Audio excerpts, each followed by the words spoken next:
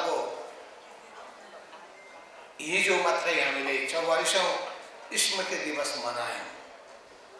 पुष्पलाल स्मृति प्रतिष्ठानले चम्पादेवीमा रहेको केन्द्रीय कार्यालयमा पुष्पलालको शालिगमा माल्यार्पण गरेर र केही हामीले कार्यक्रम गरेर हिजो सक्यौं र आज पुष्पलाल विद्वता केन्द्रले राम्रो अन्तर्क्रियाको आयोजना गरेर बहुत राम्रो विषय विश्वको भू राजनीतिक तनाव र नेपालको परिस्थिति भन्ने विषयमा बडो बौद्धिक छलफल बहस हाम्रो राष्ट्रिय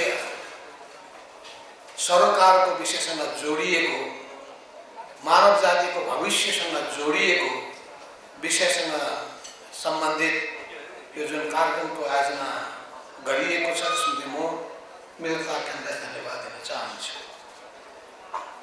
अब पुष्पलालको बारेमा थोरै बोल्नुपर्ने तर समय छैन।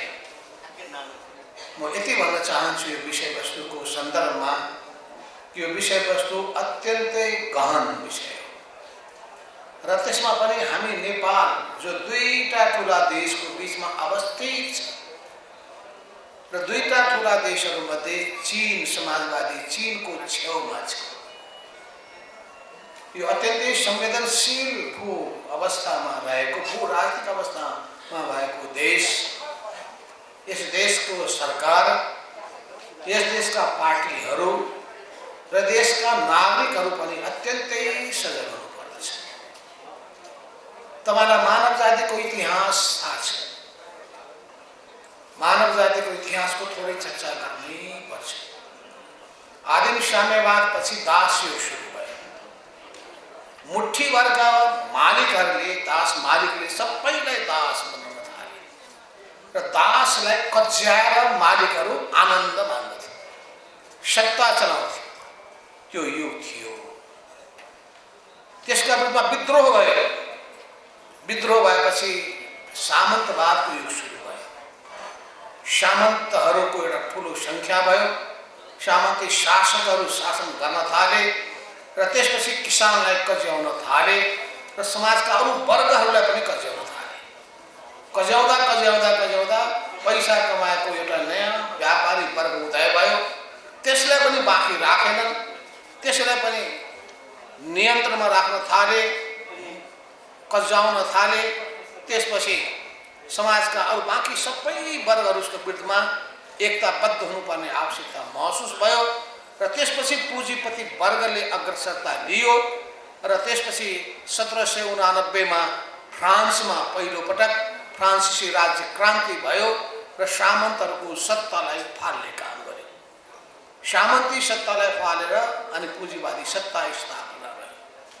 तर यसै बीचमा तपाईलाई थाहा छ संसारमा व्यापारीहरूको एउटा त्यो पंक्ति सबैतिर व्यापार विस्तार गर्दै गर्दै गर्दै गर्दै गयो। व्यापार विस्तार गर्दा गर्दै ब्रिटेन भारतमा आइपुग्यो। ईस्ट इन्डिया कम्पनीको नाममा पहिले व्यापारको कुरा गर्यो, पछि भारतलाई कोलोनी बनायो। चीनमा पनि त्यस्तै गर्यो।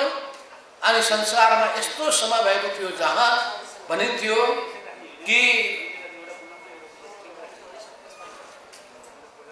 के भन्न थाल्यो भन्दाखेरि कि ब्रिटेनको राज्यमा घाम अस्ताउँदैन।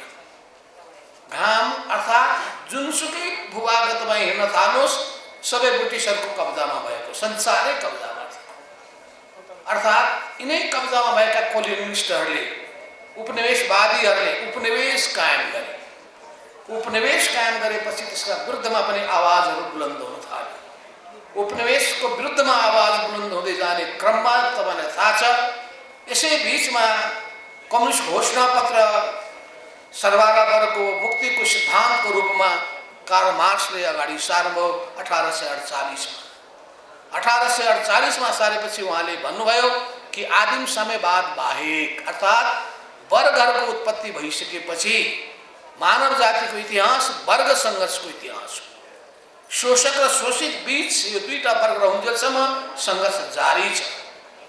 त्यसको हुनाले शोषित वर्गहरू मुक्तिका लागि एकताबद्ध हुनुपर्दछ।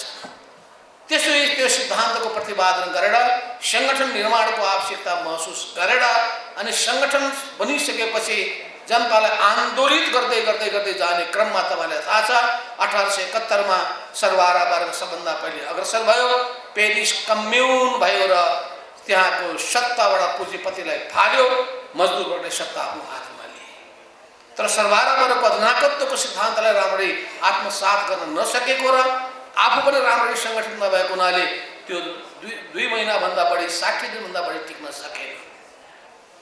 फेरि त्यसपछि अगाडि सर्ने अर्थात् अगाडि बढेको छ, फेरि धक्का खाएको छ, फेरि अगाडि बढेको छ। त्यो अगाडि बढ्दै जाने क्रममा कार्ल मार्क्सले के अनुमान गर्नुभएको थियो भने कि पश्चिम युरोप नै क्रान्तिको मूल थलो बन्नेछ।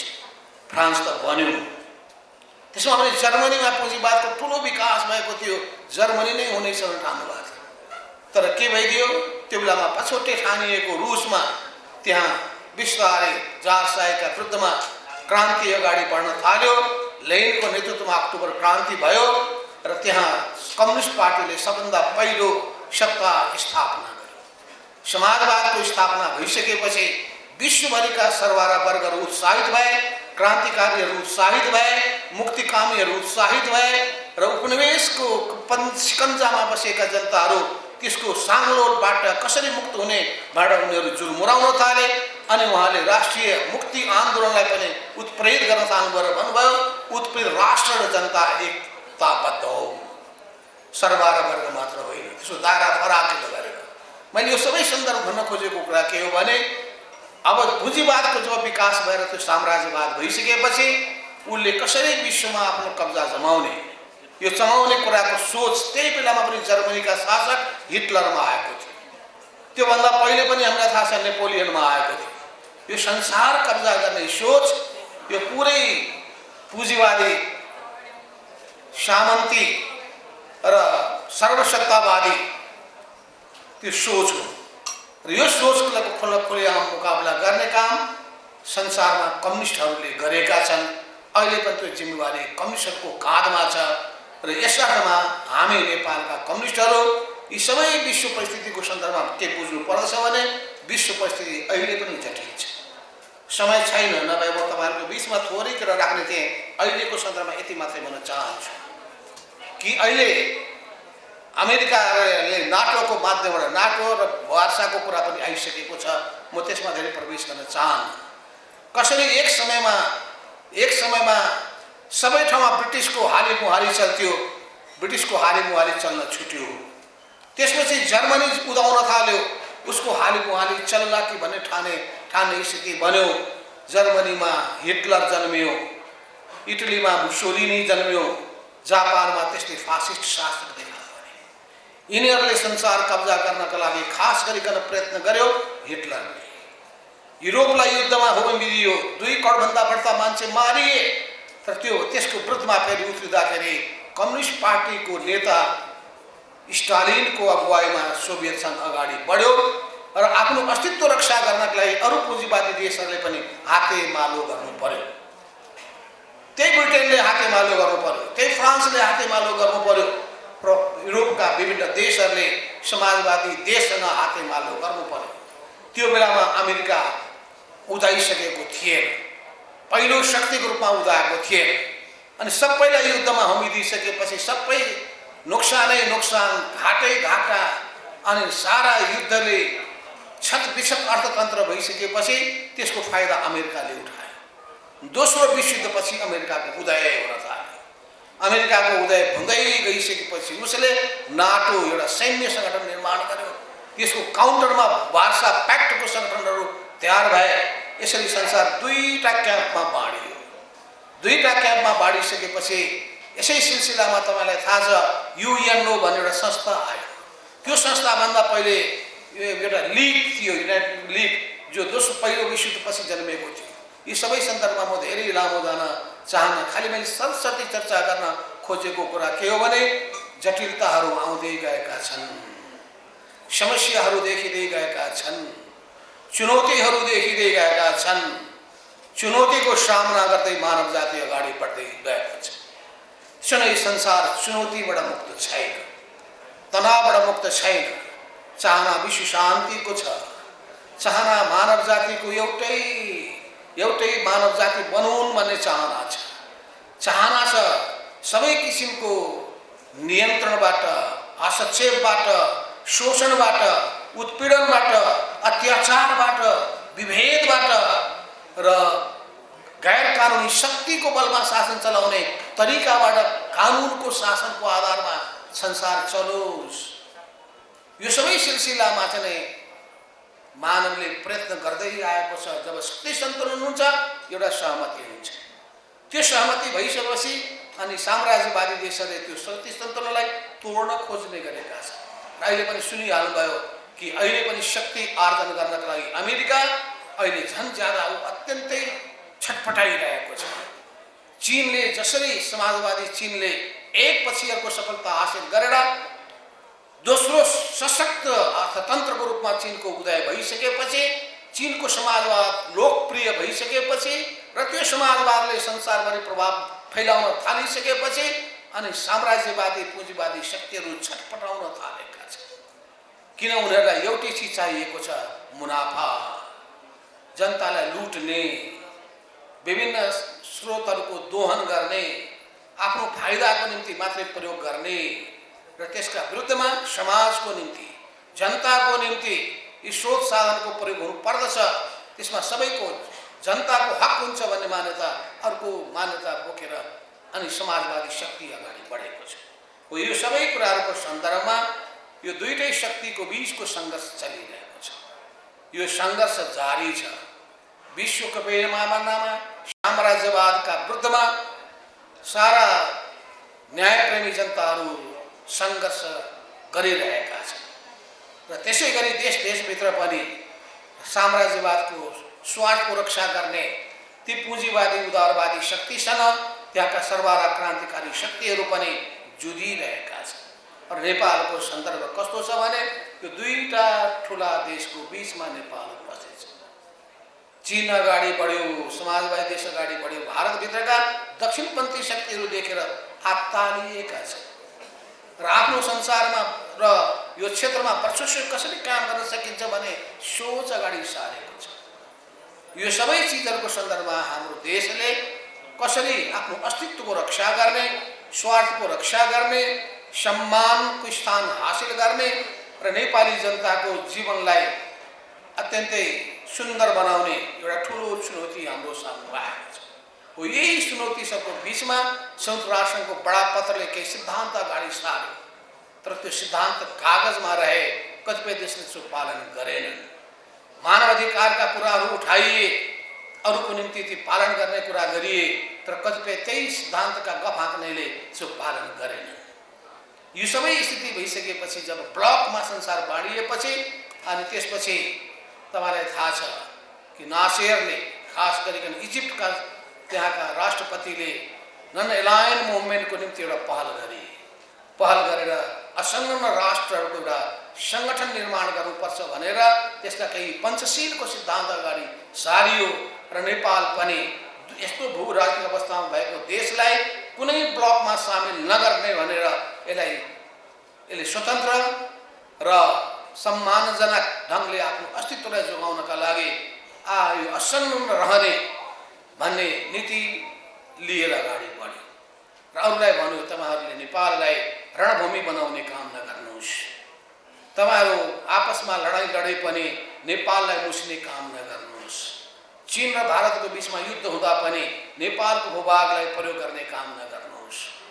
नेपालका विगतका शासकहरूले यस अर्थमा एक हदसम्म राम्रै भूमिका खेले। पृथ्वीनारायण शाहले नेपालको भूराजनीतिक अवस्थाको जटिलतालाई बुझेर चीन र भारतको बीचमा रहेको नेपालको अस्तित्वलाई कसरी जोगाउने भन्ने बारेमा पनि उनले केही यस्ता विदेश नीतिका पक्षहरू पनि अगाडि सारे। यी सबै पक्ष त छँदैछ। नेपाललाई उपनिवेश बनाउन चाहने प्रयत्नलाई नेपाली गोर्खा सेनाहरूले पराजित गरेको हुनाले नेपाल कहिले पनि कसैको उपनिवेश भएन। नेपाली जनतालाई स्वाधीनता प्यारो छ, नेपाली जनतालाई देशप्रतिको प्रेम प्यारो छ। त्यसो हुनाले यो देशभक्तिको भावनालाई जगाउने काममा 2006 सालमा कम्युनिस्ट पार्टी स्थापना भएपछि, पुष्पलालको रूपमा भएपछि अनि जब भारतीय हस्तक्षेप भयो दिल्ली सम्झौताको नाउँमा, त्यसका विरुद्धमा आवाज गन्किए। आजसम्म पनि नेपालीहरूले भनिरहेका छन् कि विदेशीहरू आफ्नो स्वार्थको निम्ति नेपालको साधन स्रोत प्रयोग गर्न चाहन्छन्, चाहे त्यो कोशी सम्झौता होस् या गण्डक सम्झौता, 1950 को सन्धि होस् वा अन्य कुनै पनि सम्झौता, सिमानाका प्रश्नहरू होस् या अरू कुनै पनि व्यापार सम्बन्धी विषयवस्तुहरू, यी सबै कुराहरूको सन्दर्भमा नेपाली जनतामा त्यो बेलाको भनौँ शासकहरूले गरेको कमजोरीको कारणले गर्दाखेरि नेपाल यी कतिपय असमान सम्झौतामा बाँधिन बाध्य भएको छ। हो त्यो अवस्था नहोस् भनेर अब नयाँ जागरुकता पैदा गर्नुपर्नेछ। यो जागरुकता पैदा गर्नुपर्ने जिम्मेवारी कम्युनिस्ट पार्टीको काँधमा छ र त्यो जिम्मेवारी आम देशभक्त नेपाली जनताको काँधमा छ। हो त्यसो हुनाले देशभक्तिको भावनाको जति धेरै हामी प्रचार गर्छौं, भावना जगाउँछौं, तर यो जगाउँदाखेरि हामी अन्ध देशभक्त होइन, अन्ध राष्ट्रवादी होइन, विदेशी विरोधी होइन। हामी संसारमा सबैसँग मित्रता भाव चाहन्छौँ, कसैसँग शत्रुता कायम गर्न चाहँदैन। तर नेपालको आन्तरिक मामिलामा कसैले पनि हस्तक्षेप गर्छन् भने त्यो नेपाली जनताले सहन सक्दैन। नेपाललाई अनुचित रूपमा कुनै असमान किसिमको सम्झौतामा कसैले फसाउन खोज्छ भने, अनुचित सम्झौतामा डोर्याउन खोज्छ भने त्यो नेपाली जनतालाई सह्य छैन। हो यी सबै कुराहरूको सन्दर्भमा म आफै पनि जतिखेर म परराष्ट्र मन्त्री थिएँ या प्रधानमन्त्री थिएँ, नेपालको असङ्गठित परराष्ट्र नीति सम्बन्धी, नेपालको विदेश नीति सम्बन्धी एउटा दस्तावेज अगाडि सार्नका लागि मैले पहल गरेका थिएँ। अनि म प्रधानमन्त्री भएको बेलामा परराष्ट्र नीति मात्रै होइन, सुरक्षा नीति पनि, राष्ट्रिय सुरक्षा नीति पनि बनाउनु पर्दो रहेछ भनेर मैले तत्कालीन समयको रक्षा मन्त्रीको नेतृत्वमा अर्को टिम बनाएको थिएँ। उनले सुरक्षा नीति पनि सम्बन्धित दस्तावेज तयार गरेको थियो। तर ती सबैमा अझै गहन छलफल गरेर पार्टीहरू र नेताहरूको बीचमा एक राय बन्न सकिरहेको छैन र यो विषय, दुईटै विषय, हाम्रो परराष्ट्र नीतिको मामिला होस् या सुरक्षा नीतिको मामिला होस्, यसमा राष्ट्रिय सहमतिको आवश्यकता छ। यो सबै कुराहरूको सन्दर्भमा अहिले विश्वमा जुन तनावको कुरा गर्नु चाहिँ एकदम ठिक हो। अघि तपाईँले देखिसक्नु भएको छ, सुनिसक्नु भएको छ। अहिले यहाँ त कस्तो भयो, 2:32 भइसक्यो, बोल्न त बाँकी नै जस्तो छ। अब यहाँ 800 सैनिक क्याम्प र बेस क्याम्प रहेछ संसारमा। अमेरिकाले 800 संसारभरिमा बनायो। अनि ल्याटिन अमेरिकामा मात्र 10% छ। अफ्रिकाका 15वटा देशमा रहेको छ। यसरी अफ्रिकाका 15 देशमा, ल्याटिन अमेरिकामा 10%, संसारभरि 800 सैनिक क्याम्प। यो सबै सैनिक क्याम्पहरू किन राख्नु पर्यो? ठाउँ-ठाउँमा एकदम पुरै विभिन्न द्वीपहरू किन कब्जा गर्नु पर्यो? किन भन्दाखेरि संसारबाट हिँड्ने त्यो बाटोलाई त्यसलाई पनि कन्ट्रोल गर्ने, अनि त्यसपछि चाहिँ त्यहाँ उसले कसैले तलमाथि केही गर्यो भने एकैचोटि कब्जा गर्ने। यो सबै सन्दर्भमा मिसाइलहरूको विकास, मिसाइलको धम्की, यो सबै कारणले गर्दाखेरि रुसले पनि एक समयमा विकास गर्यो। अहिले संसारको हतियारको कुरा गर्ने हो भने संसारका खास गरिकन 9वटा देशहरूसँग एकदम आधुनिक हात हतियारहरू सबभन्दा बढी छन् र त्यसको सबभन्दा बढी अहिले खर्च भनेको नम्बर 1 अमेरिकाले, 2 नम्बरमा चीनले खर्च गरेका छ। र यो हतियारको होडबाजीले हामी चिन्तित छौँ। र यो हतियारको होडबाजी र युद्धले कुनै पनि समस्याको समाधान निकाल्दैन। त्यसो हुनाले यथार्थ स्थितिलाई स्वीकार गरौँ। यसरी अरूलाई कज्याएर, शक्ति देखाएर हिजो उपनिवेश बनाएको जुन युग थियो, अफ्रिकामा त दासलाई किनेर लान्थ्यो, मान्छेलाई दासको रूपमा किनेर लान्थ्यो, बजार, दास बजार लाग्थ्यो, दासहरूको हाट बजार। अनि राम्रो राम्रो दासहरू खोजिकन तराजुमा तौले जस्तै, अनि त्यसपछि लगेर लान्ने गर्थे। घाना होस्, सियरा लियोन होस्, विभिन्न देशमा अहिले पनि तपाईँ जानुभयो भने त्यही पाउनुहुन्छ। पुरानो त्यो कुन ठाउँमा के गरेका थिए त्यो इतिहासको झलक त्यहाँ देख्न पाउनुहुन्छ। भनेपछि अब संसार पुरानो ठाउँमा फर्किन सक्दैन। त्यस हुनाले अमेरिकाका जनता पनि जागरुक हुनु पर्यो, विश्वका जनता जागरुक हुनु पर्यो र विश्वका जनताहरू पनि जागरुक भइरहेका छन्। हुन त साम्राज्यवादी शक्तिहरूले कसरी आफ्नो प्रभुत्व कायम गर्ने भन्ने बारेमा आर्थिक रूपमा आफ्नो पन्जा बढाउँदै बढाउँदै बढाउँदै लाने क्रममा नै वर्ल्ड ब्याङ्कको स्थापना गरे, IMFको स्थापना गरे र अहिले पनि संसारमा हामी देख्छौँ यी नयाँ फासीवादी शक्तिहरूले टाउको उठाउन थालेका छन्। अन्ध राष्ट्रवादी शक्तिहरूले टाउको उठाउन थालेका छन् अनि धार्मिक रूपमा फन्डामेन्टलिस्टहरूले पनि टाउको उठाउन थालेका छन् र यस्तो सबै स्थितिलाई यस्तालाई संरक्षण गर्ने काममा उही पुँजीवादी साम्राज्यवादी शक्तिहरू लागेका छन्। यो सबै अवस्थाभित्र हामी के चाहन्छौँ भन्दाखेरि संसार यी सबै चिजबाट मुक्त हुन सकोस्, एउटा सुन्दर समाजको निर्माण होस् र हामी प्रत्येक देशको अर्थतन्त्रले आफ्नो देशका जनताको हितमा केन्द्रित भएर चल्न सकोस् र संसारको मानव जातिहरू मिलेर अगाडि बढौँ भन्ने हाम्रो चाहना र यो चाहना हाम्रो मनको चाहना हो। चाहनाले मात्र हुँदो रहेनछ, किनभने संसारमा अहिले पनि असमानता बढेको छ अनि साम्राज्यवादी शक्तिहरूले आक्रमण गरिरहेका छन् र यसका विरुद्धमा पनि जनताको प्रतिरोध जारी छ। वर्ग सङ्घर्ष भइरहेको छ, विभिन्न संस्थाहरू जन्मेका छन्, इन्टरनेसनल पिपुल्स एसेम्ब्लीदेखि लिएर विभिन्न खालका संस्थाहरू अगाडि बढिरहेका छन्। यो सबै संस्थाको आफ्नो भूमिका छ। रुस युक्रेनको युद्धको बारेमा चर्चा भइसक्यो। युक्रेनलाई नाटोको सदस्य बनाउन चाह्यो। अमेरिकी सेना रुसको सीमा नजिक जान चाह्यो अनि युक्रेन हिजो सोभियत सङ्घको अङ्ग, त्यसलाई पनि ल्याइसकेपछि रुसले सहन चाह्यो। रुसको शक्ति फेरि बढेर गएको छ। यो सबै स्थितिभित्र त्यसै गरी तपाईँले सुनिहाल्नुभयो कि फिनल्यान्ड र स्विडेन पनि अब नाटोको सदस्य बन्ने भए। यी सबै स्थितिले गर्दाखेरि चिन्ता गर्नुपर्ने अवस्था छ।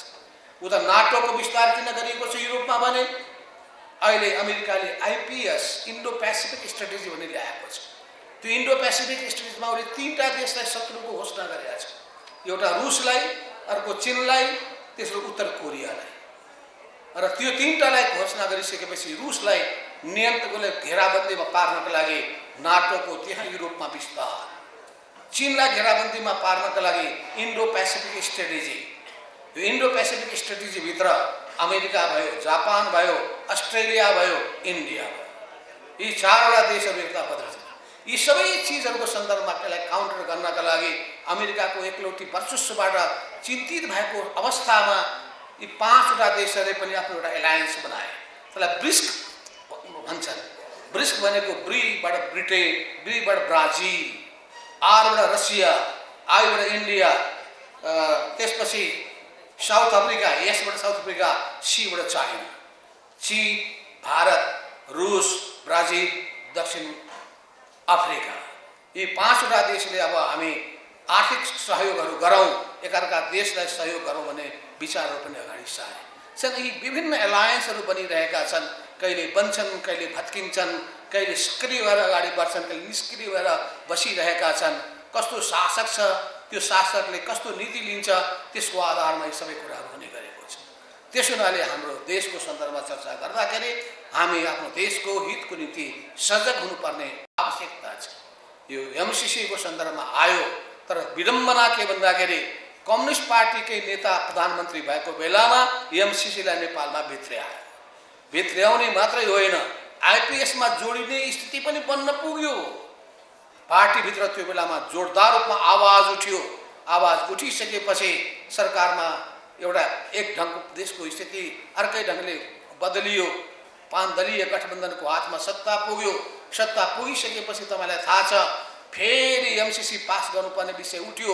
विषय उठ्दाखेरि हामी MCC यथास्थितिमा पास गर्न हुँदैन भन्ने अनि कम्युनिस्ट पार्टी भनिएको एमाले, नेपाली कांग्रेस जो पश्चिमा शक्तिको प्रभावमा रहेको छ र दक्षिणको प्रभावमा रहेको छ, वो दुईटै मिलेर पास गर्ने अवस्थामा झन्डै पुग्ने। तर शर्त कस्तो थियो भने सभामुखलाई हटाउनु पर्ने, 14 जना एकीकृत समाजवादीका मान्छेलाई सांसदबाट खारिज गर्नुपर्ने, अनि त्यसपछि उनीहरूको पार्टी दर्ता खारिज गर्नुपर्ने अनि प्रधान न्यायाधीशमाथिको महाभियोग हटाउनु पर्ने। यी सबै शर्तलाई शेरबहादुरले अस्वीकार गरेको हुनाले त्यस्तो अवस्थामा जटिल मोडमा पुगेको थियो। त्यो जटिल मोडभित्र हामीले इन्टरनेसनल प्र्याक्टिसलाई ध्यानमा राखेर अनि त्यसपछि व्याख्यात्मक टिप्पणी जहाँ सबै कमिटमेन्टहरू छन्। यो कुनै सैन्य गठबन्धन छ भने मान्दैनौँ। यो आर्थिक सहयोगको सम्झौता बाहेक अरू किसिमको यदि यो सम्झौता हुन्छ भने हामी त्यसलाई स्वीकार गर्दैनौँ। त्यस्तो भयो भने 30 दिनको पूर्व सूचना दिएर हामी त्यहाँबाट ब्याक हुन्छौँ। यी सबैले गर्दाखेरि एउटा ठुलो ढाडस दियो, नेपाली जनताको भावना प्रतिबिम्बित भयो। अब त्यसलाई व्यवहारमा लागू गर्नुपर्ने आवश्यकता छ। त्यसको निम्ति जनतामा चेतना, सजगता आवश्यक छ। यो सजग बनाउने कामको निम्ति जुट्नुपर्छ। झन्डै त्यस्तै एसपीपी को बारेमा पनि त्यही भइसकेको छ। एसपीपी को नि सम्झौता भएको छ कि छैन थाहै भएन, पछि त भइसकेको रहेछ। नेपालले चिठी पठाएको रहेछ, त्यो पनि आर्मीले नि पठाएको रहेछ। आर्मीले पठाउनै नहुने आर्मीले पठाएको रहेछ, त्यो पनि प्रधानमन्त्रीको सरकारको स्वीकृति लिएर पठाएको रहेछ। त्यो पनि कम्युनिस्ट पार्टीको प्रधानमन्त्री भएको बेला विडम्बना होइन। त्यस्तो अवस्थामा जब हामीले शेरबहादुर प्रधानमन्त्रीलाई दबाब दियौँ, दबाब दिइसकेपछि उहाँले त्यसलाई स्वीकार नगर्ने, नेपाली सेनाले पनि त्यसलाई स्वीकार नगर्ने, बाट त्यसलाई अस्वीकार गर्ने कुरा त गरेको छ। अहिले फेरि अलमलमका कुरा आइरहेका छन्। अस्ति भर्खर मात्रै म र कमल प्रचण्डले दुईटैले हामीले भन्यौँ प्रधानमन्त्री शेरबहादुर देउवालाई तुरुन्तै त्यो चिठी पठाउनुहोस्, ढिलाढाला हुने काम नहोस्। त्यसो हुनाले जनताको तहबाट पनि आवाज उठ्नु पर्दछ। जनता सजग हुनुपर्छ, किनभने नेपालको राष्ट्रियताको रक्षा गर्ने भनेको नेपाली जनताले हो। त्यो जनतामा त्यो चेतना र जागरण आयो भने, सङ्गठित आवाज बुलन्द भइसकेपछि र त्यसको साथमा पार्टीहरू पनि रहिसकेपछि पार्टी र जनताको यो दुईटैको एकताले गर्दाखेरि देशलाई जोगाउन सकिन्छ, देशको रक्षा गर्न सकिन्छ, स्वाभिमानको रक्षा गर्न सकिन्छ। तर हामी कहिले पनि विषय सन्दर्भलाई नबुझिकन चल्ने होइन।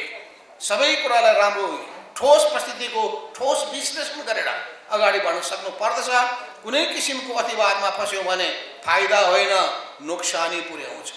त्यसो हुनाले हामीले बडो कूटनीतिक कौशलताका साथ आफ्नो परराष्ट्र नीतिलाई सम्बन्धलाई अघि बढाउनु पर्ने भएको हुनाले धेरै मित्रता, धेरैसँगको मित्रता हामीले कायम गर्ने, कसैसँग पनि शत्रुता नहोस् भन्ने कुरालाई सकेसम्म विचार गर्ने, कहीँ भइहालेको छ भने धेरै मित्रको साथ लिएर नेपालको स्ट्रेन्थलाई बलियो बनाउन कामको निम्ति हाम्रो परराष्ट्र नीति र सञ्चालन गर्ने संयन्त्र कूटनीतिक कौशलतामा नेपाल अत्यन्तै कुशल हुनुपर्दछ।